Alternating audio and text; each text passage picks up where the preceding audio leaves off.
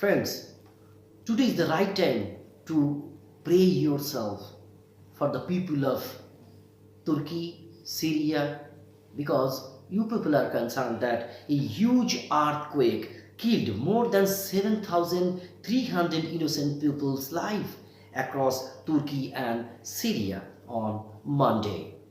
With freezing winter weather adding, thousands of people injured and homeless. They don't have anything.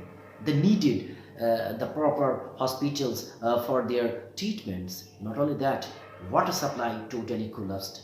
Bridges, roads, connectivities, all are totally affected. As a normal human being, we can just pray for the people of Syria and Turkey. Those are affected, heavily affected. We can't imagine these kind of situations.